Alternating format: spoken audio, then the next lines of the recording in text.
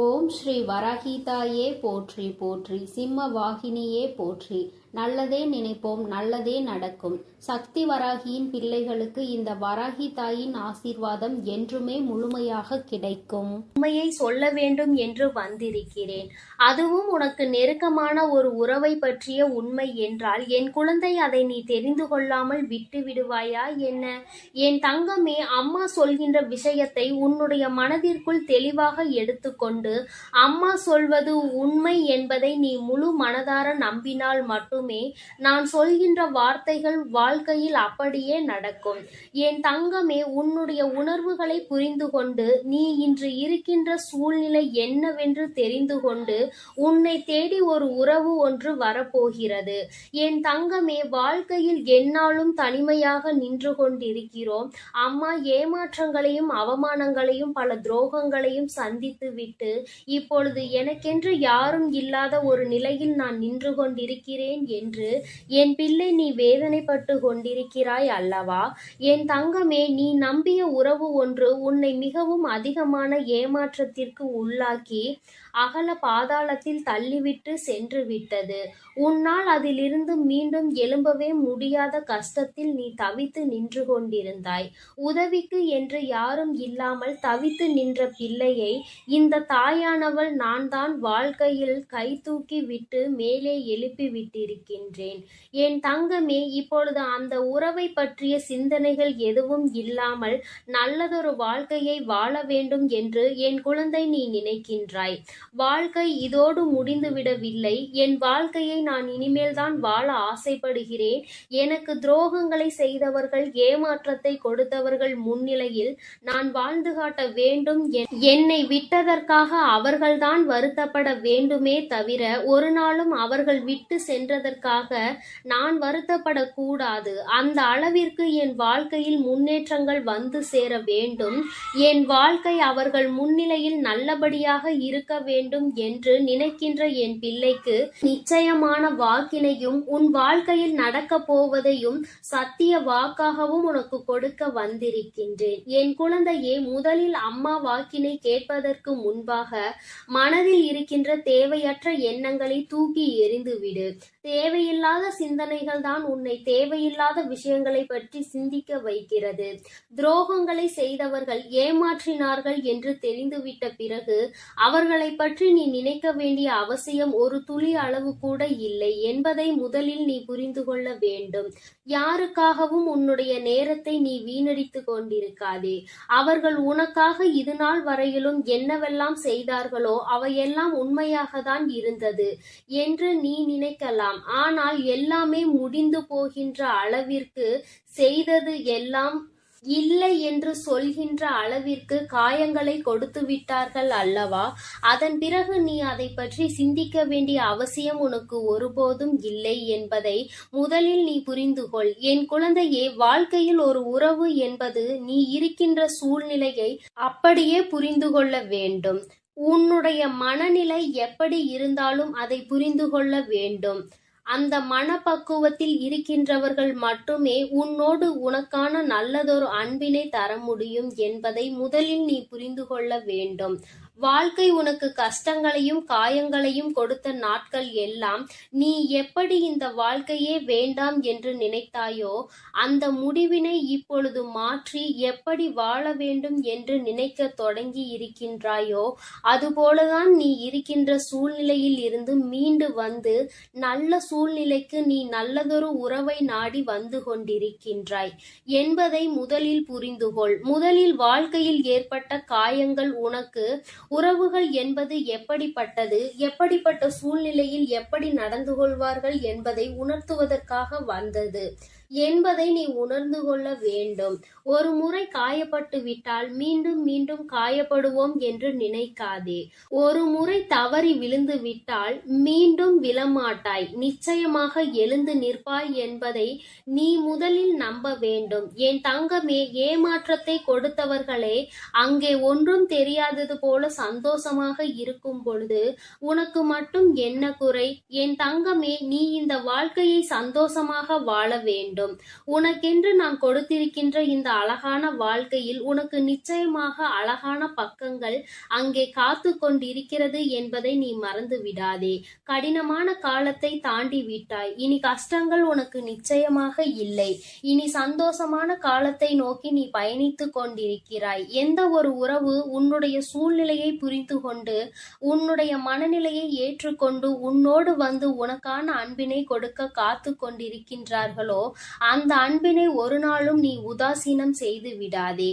ஏற்கனவே நீ உண்மையான அன்பினை ஏற்றுக்கொள்ளாமல் போலியான ஒரு அன்புக்கு மயங்கியதால் தான் இப்பொழுது இத்தனை ஏமாற்றத்தையும் தாண்டி நிற்கிறாய் என்பதை மறக்க கூடாது. என் தங்கமே, மீண்டும் அந்த உறவானது உண்மையான அன்பினை உன்மேல் வைத்து உன்னை தேடி வரப்போகின்றது.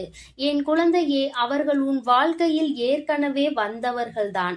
புதிதாக யாரும் வரவில்லை. ஏற்கனவே வந்து நீ உதாசீனம் செய்த ஒரு உறவு மீண்டும் உனக்கான அன்பினை கொண்டு ஒரு புதிய உறவாக உன் வாழ்க்கையில் நுழைவதற்கு காத்து கொண்டிருக்கின்றார்கள்.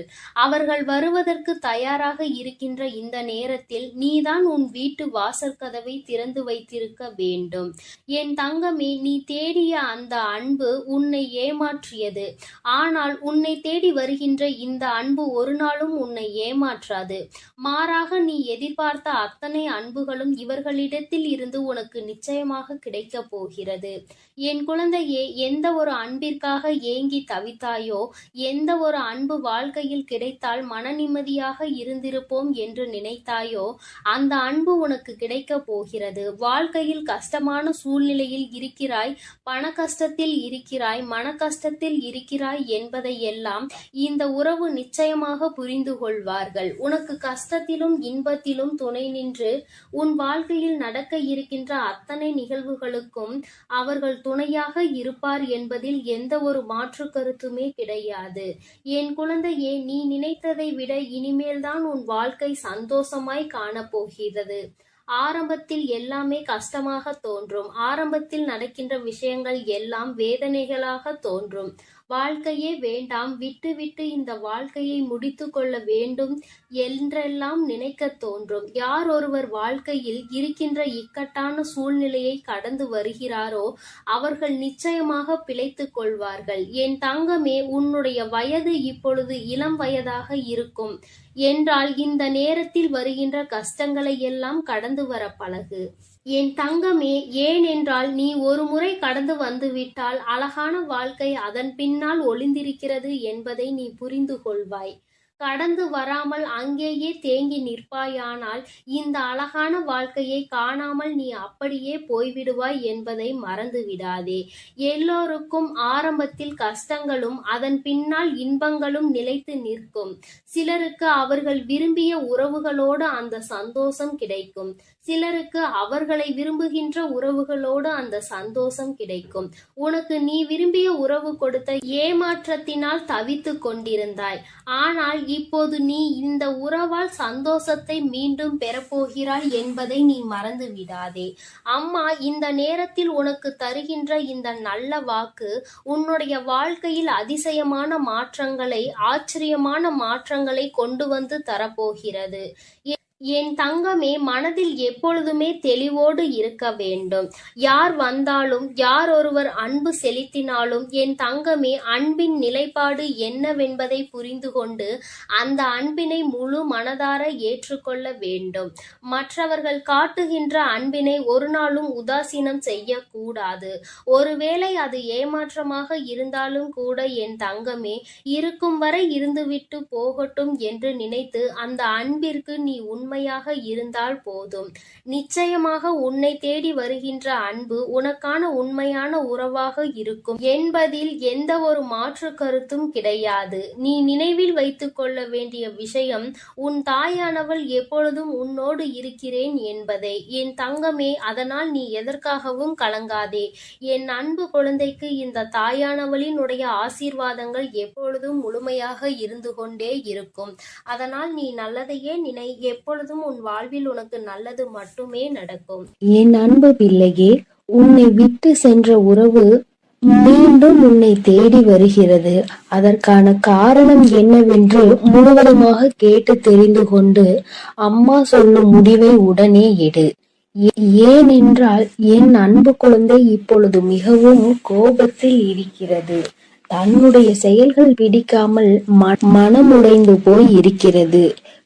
உன்னை விட்டு சென்ற உறவு நிரந்தரமாக இல்லாமல் போகட்டும், இனி எனக்கு அவர்கள் வேண்டாம் என்று அவர்களை வெறுத்து என் அன்பு குழந்தையானது இப்பொழுது மனதை கல்லாக்கி கொண்டு உட்கார்ந்திருக்கிறது. ஆரம்ப கட்டத்தில் அந்த உறவின் மீது உயிராய் இருந்தாய். இப்பொழுது அவர்கள் செய்த சிறு தவறுக்காக அவர்கள் வாழ்க்கையிலே நிரந்தரமாக வேண்டாம். என்னுடைய விஷயங்கள் அனைத்தையும் அவர் தவறாக புரிந்து கொண்டார், தவறாக செயல்பட்டார், என் வாழ்க்கையில் துரோகத்தை விளைத்தார்கள். இனிமேல் அவர்களுக்கு என் வாழ்க்கையில் இடமே இல்லை என்று அந்த நபரை என் அன்பு குழந்தை வெறுத்து விட்டது. ஆனால் அந்த தவறு அவர்கள் செய்தார்கள், நானும் அதை ஒப்புக்கொள்கிறேன். ஆனால் என் அன்பு பிள்ளையே, நீ மனதுருகி அழுதாய் அல்லவா? அதனுடைய கர்மா இப்பொழுது அவர்களை வாட்டி வதைத்து கொண்டிருக்கிறது. அவர்கள் வாழ்க்கையில் நரக வேதனையை அனுபவித்தார்கள். ஏனென்றால் என் அன்பு குழந்தை உண்மையாக இருந்தது, அவர்களையே முழுமையாக நம்பி இருந்தது. ஆனால் அவர்கள் துரோகம் செய்து ஏமாற்றி விட்டார்கள். ஒரு உண்மையான உறவை அலட்சியம் செய்தது உண்மைதான் என் அன்பு குழந்தையே. ஆனால் அவர்கள் பட்ட துன்பம் இருக்கிறதே, அது நரக வேதனை. தினம் தினம் உனக்கு செய்த துரோகத்திற்காக கர்ம வினை அவர்கள் வாழ்க்கை முழுவதுமே நடந்து கொண்டிருக்கிறது. சில காலத்திலே நல்லது எது, கெட்டது எது, நல்ல உறவு எது, பொய்யான உறவு எது என்று உன் உறவானது புரிந்து கொண்டது. உன் தாயானவள் அதை தெரியப்படுத்தி விட்டேன். ஆனால் சில நேரங்களில் என் அன்பு குழந்தையே, உறவை இழந்து விட்டோம், நம் வாழ்க்கையில் மறுமுறை அந்த உறவு கிடைக்காதா என்று சில நேரங்களில் நீ சிந்திக்கிறாய். ஆனால் சில நேரங்களில் எனக்கு துரோகம் செய்த உறவு மறுமுறை எனக்கு எப்படி துரோகம் செய்யாமல் இருக்கும், அதனுடைய குணத்தை எப்படி மாற்ற முடியும், அதனுடைய செயல்களையும் எண்ணத்தையும் எப்படி மாற்ற முடியும் என்று சந்தேகமும் ஏற்படுகிறது. அதனால் அவர்கள் நிரந்தரமாக நம் வாழ்க்கையில் வேண்டாம் என்று என்னுடைய தங்க பிள்ளையானது முடிவெடுத்திருக்கிறது. ஆனால் இந்த முடிவை நீ கொஞ்சம் மாற்றிக்கொள்ள வேண்டும். ஏனென்றால் தவறு செய்தவர்கள் நம்மை தேடி மன்னிப்பு கேட்க வரும் பொழுது அவர்களை மன்னிக்கலாம், தவறல்ல. என்ன ஒன்று என் அன்பு பிள்ளையே, மன்னிப்பு கேட்டார் போல கேட்டு உன் வாழ்க்கையில் சில கஷ்டத்தையும் கண்ணீரையும் ஏற்படுத்துவதற்கு சில நபர்கள் இருக்கிறார்கள். ஆனால் உன் உறவானது மறுமுறை தவறு செய்யாத அளவிற்கு தக்க பாடத்தை உன் அன்னை கொடுத்திருக்கிறேன். அதனால்தான் ஒரு முறை செய்த தவறுக்காக அவர்கள் அனைத்தையும் திருத்திக் கொண்டு உன் காலடியில் விழுந்து மன்னிப்பு கேட்க உன்னை தேடி அந்த நபரானவர் வரப்போகிறார். இப்பொழுது நீ சரியான முடிவு எடுக்க வேண்டும். அதனால்தான் உன் அன்னை அவர் வருவதற்கு முன்னே உன்னிடம் இதை பற்றி தெரிவிக்க வந்திருக்கிறேன். இப்போது நீ உன் முடிவுகளை எடுக்க வேண்டும். ஒரு முறை அந்த நபரை மன்னித்து விடு. ஏனென்றால் தவறு செய்வது மனிதனுடைய இயல்புதான். ஆனால் தாயும் பிள்ளையாய் இருந்துவிட்டு வைராகியம் என்பதை நீ உன் மனதில் வைத்து கொண்டிருந்தால் அங்கு வெறுப்பு அதிகமாக உன் வாழ்க்கையில் வந்துவிடும். இவர் நல்லவரா கெட்டவரா என்று தெரியவில்லை, எவரை பார்த்தாலும் கோபப்படுகிறாய். அந்த கோபத்தால் நல்ல விஷயங்களை கூட சில நேரங்களில் இழந்து விடுகிறாய். என் அன்பு பிள்ளையே, புரிந்து கொள். ஒரு சில நபர் உனக்கு துரோகம் செய்கிறார்கள், ஏமாற்றுகிறார்கள் என்றால் அனைத்து நபருமே ஏமாற்றக்கூடிய நபர் கிடையாது என்பதை நீ புரிந்து கொள்ள வேண்டும், தெரிந்து கொள்ள வேண்டும். உன் மனம் உடைந்தது உண்மைதான். துரோகம் செய்த நபரால் நீ ஏமாற்றப்பட்டது உண்மைதான். ஆனால் அதற்கெல்லாம் பதிலடி கொடுத்துதான் உன் காலடியில் நான் அவர்களை விழ வைப்பேன். என்று நீ கண்ணீர் வடிக்கும் பொழுது உனக்கு உறுதியளித்திருந்தேன். மறுமுறை நீ என்னை சந்தேகப்படுகிறாய். அவர்கள் முழுமையாக திருந்தினால்தான் உன் காலடியில் வந்து விழுவார்கள் என்பதை நீ மறந்துவிட்டாயா? இப்பொழுது நீ அந்த நபரை ஏற்றுக்கொள்ளவில்லை என்றால் அவர்களுடைய வாழ்க்கை என்பது பாதை மாறி, பயணம் மாறி தவறான பாதையில் சென்றுவிடும். அதனால் வரட்டு கௌரவம் பிடிக்காது. அதிகமாக கோபத்தால் நாம் சிந்திக்கும் செயலானது, எடுக்கும் முடிவானது வாழ்க்கையை கெடுத்துவிடும். அதனால் உன் அன்னை சொல்லும் வார்த்தைகளை முழுமையாக நம்பி உன்னை தேடி உன் காலடியில் வந்து விழுகிறார்கள் என்றால் ஒரு முறை அவர்களுக்கு வாய்ப்பை கொடு.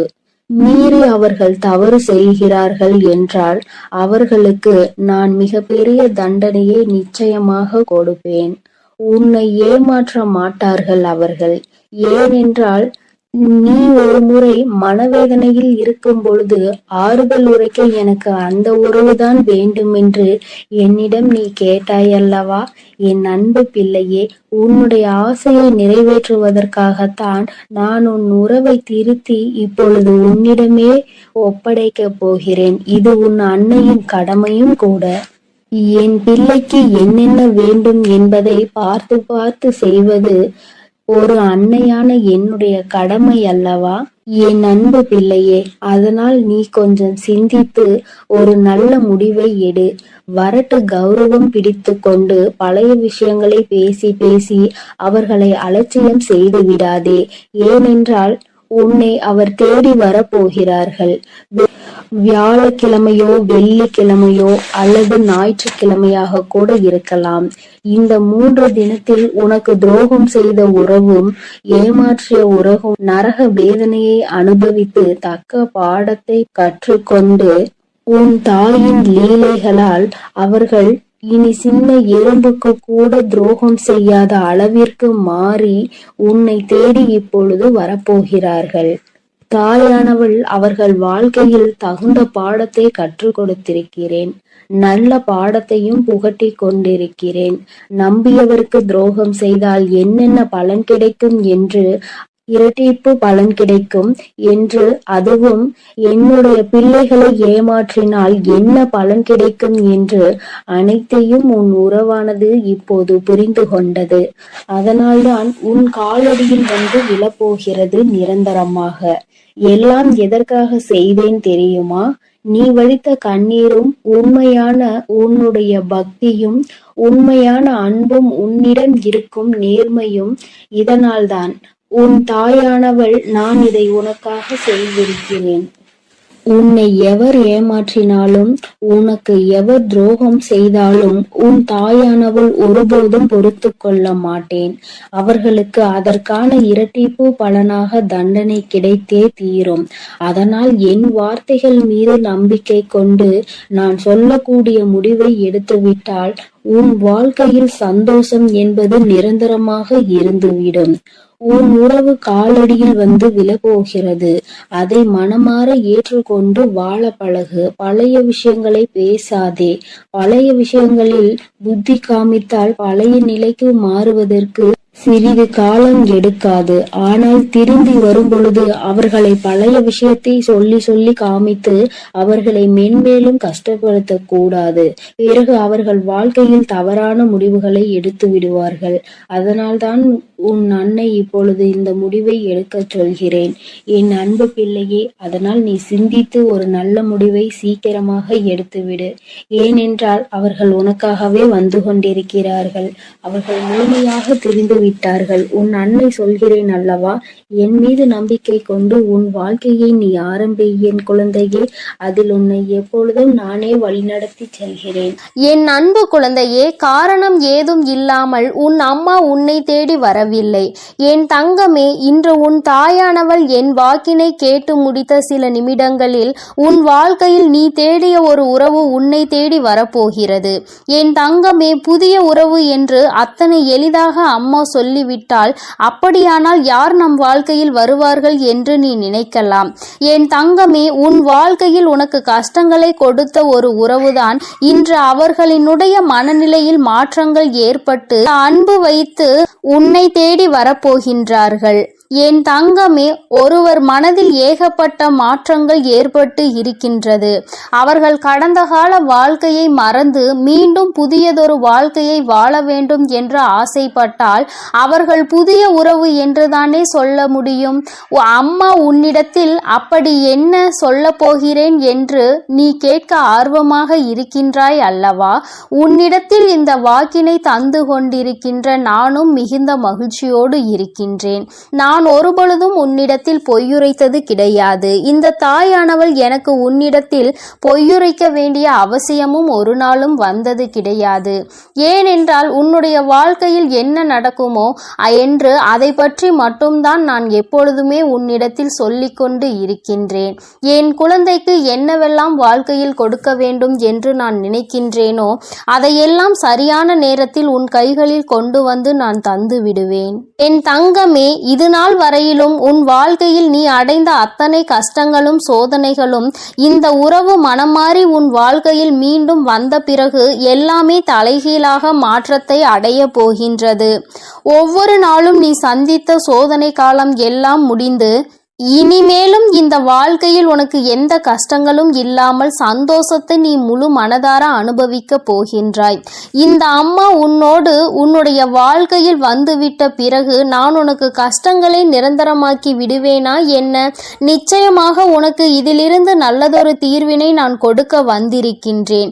என் தங்கமே, நான் உன்னை கண்டு உன்னுடைய மனதில் இருக்கின்ற எண்ணங்களை என்னவென்று ஆராய்ந்த பொழுதுதான் எனக்கு புரிந்தது. உன்னை விட்டு பிரிந்த ஒரு உறவை நினைத்து நீ என்னாலும் மனவேதனையில் இருந்து கொண்டிருக்கிறாய் என்று. உறவு என்பது எல்லோருக்குமே இங்கு அத்தனை பெரிய மகிழ்ச்சியை கொடுக்கக்கூடியதாக இருக்க வேண்டும். ஆனால் உனக்கோ அது பாதி சந்தோஷத்தையும் பாதி மனவேதனையையும் கொடுத்தது. கடைசியில் இது நமக்குள் சரிப்பட்டு வராது என்று சொல்கின்ற அளவிற்கு பிரச்சனைகள் முற்றிய பிறகு பிரிவினைகளை சந்தித்து இப்பொழுது மனவேதனையில் இருந்து கொண்டிருக்கின்றாய்.